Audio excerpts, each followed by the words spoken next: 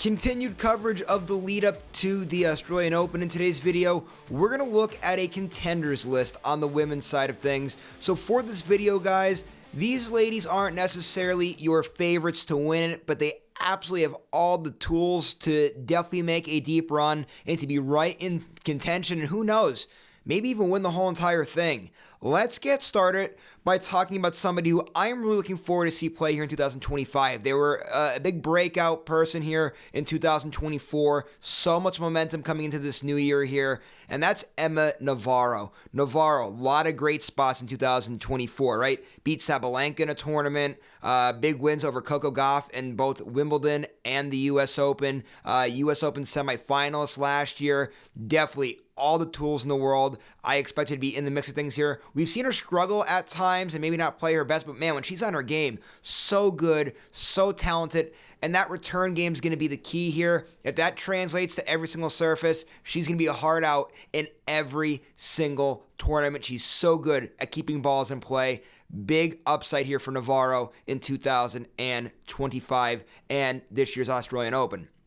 And the next person I have on this list, I bet some people will probably say, why isn't she in the favorites? Because she's ranked so high in the world, the number 4 player in the world, Jasmine Paolini. Let me tell you guys, that's because I don't know. There's moments where Paolini, I mean, look at last year's French Open and Wimbledon, how great she played, those deep runs, even won a WTA 1000 event last year in 2024. But then that later part of 2024, after Wimbledon, that was rough. A lot of rough outings for Paolini in the later part of 2024, and that's why I have her in the contenders list.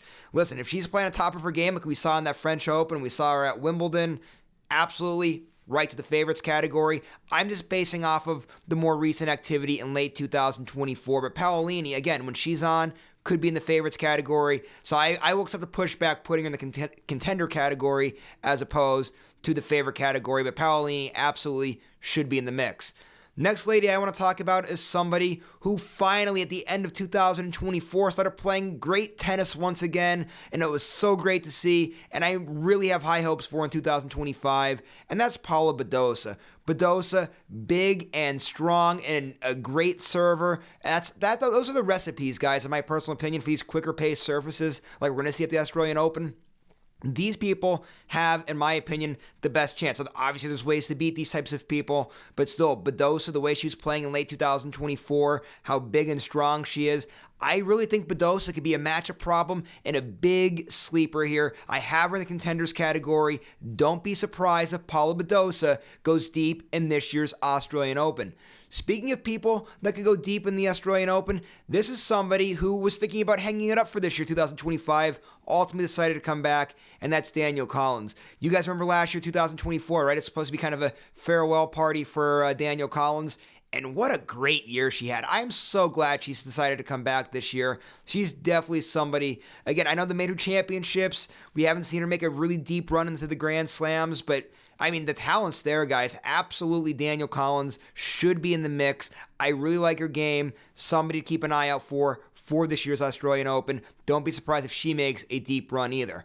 Now, this next person, I really like their game across every single surface. A great combination of power and fitness, and does so many things great on the tennis court, and had a great end of 2024. I'm not sure if it's been really translating too well in 2025, but she's going in this list anyway.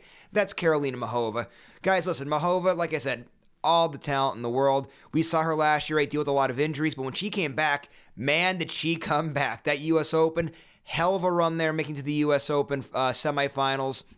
Also challenged for a WTA 1000 championship, finishing runner-up in that tournament to Coco Gauff in the later part of 2024 after the U.S. Open. Muhova, when she's on, man, she is on. She can beat anybody. She has Sabalenka's number. We saw her in a French Open championship give Iga Swiatek fits.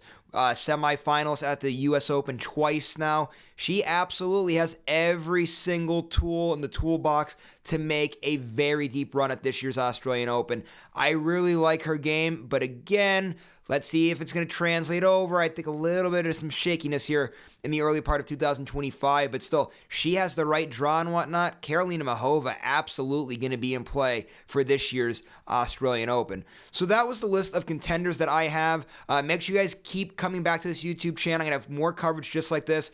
Just the other day, I had the long shots. This was the contenders list. Coming up here is going to be the favorites to win the Australian Open. Then, of course, going to end the week with my preview and predictions. So make sure you guys keep coming back here for all this content. I'm also going to have multiple coverage of the Australian Open as it's taking place. So make sure you guys like this video and subscribe to this YouTube channel to keep following along with coverage from this year's Australian Open.